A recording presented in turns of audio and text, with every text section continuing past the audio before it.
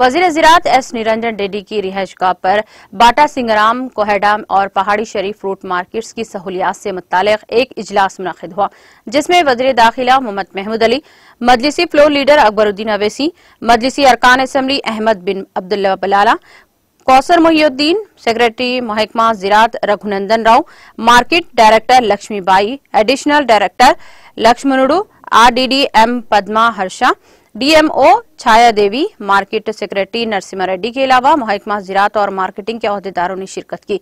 इजलास के दौरान बाटा सिंगराम, कोहेडा और पहाड़ी शरीफ फ्रूट मार्केट में दी जाने वाली सहूलियात पर तबादला ख्याल किया गया। इस मौके पर वज़ीर ज़राअत एस निरंजन रेड्डी ने कहा कि कोहेडा फ्रूट मार्केट तमाम सहूलियात के साथ तामीर की जाएगी।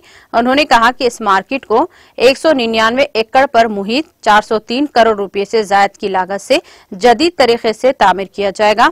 रियासती वजीर निरंजन रेड्डी ने कहा कि कोहेडा बाजार में ताजरों और किसानों के लिए हर किस्म की सहूलियात का इंतजाम किया जाएगा। कोहेडा मार्केट एशिया की सबसे बड़ी मार्केट बनने जा रही है।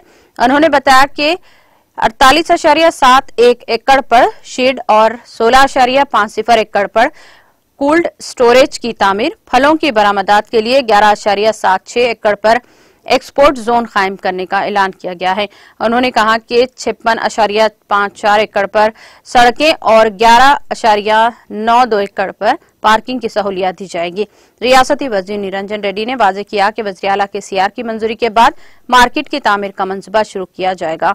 रियासती वजीर निरंजन रेड्डी के बयान करदा मंसूबे पर मजलिसी अरकान असम्बली ने मसरत का इजहार किया।